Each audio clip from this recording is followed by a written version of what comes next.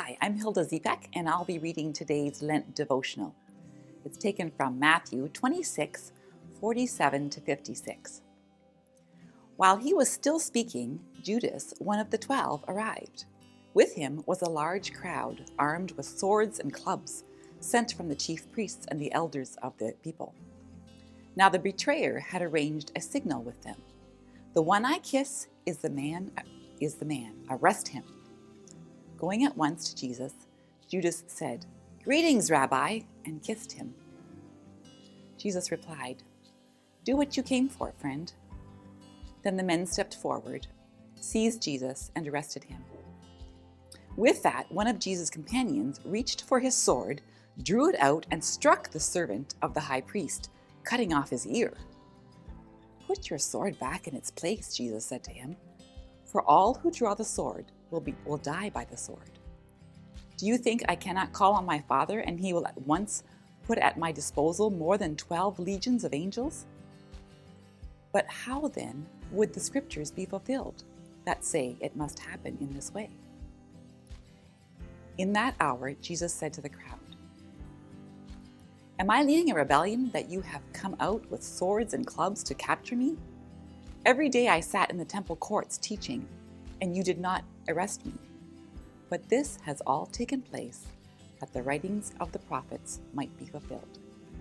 Then all the disciples deserted him and fled.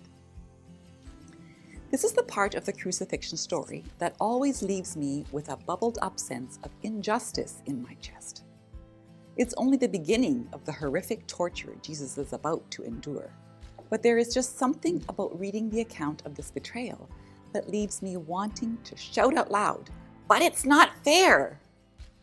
One of Jesus' closest companions turns on him, which seemingly is what begins the path toward his death, and knowing the pre-planned, selfish intentions of Judas make this portion of the story hard to swallow. Perhaps this is because we know what it leads to.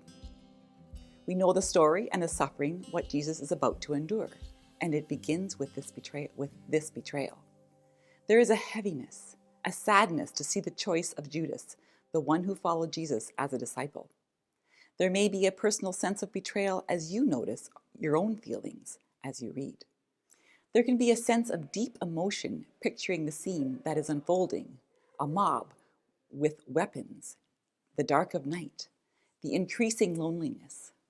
Jesus must have been sensing the confusion and shock of his disciples watching one of their own on the other side. What feelings and thoughts rise up for you as you read this? The passage can be heavy.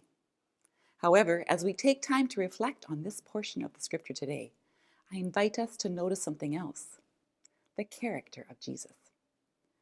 Through these 10 verses, we see the beginning of the injustice and suffering Jesus will endure, and right along with it, the attributes of the one who walked to the cross for us coming through. There is an "and yet" invitation through each of these verses. Judas, with intention, betrays Jesus, verse 48, and yet Jesus calls him friend, verse 50.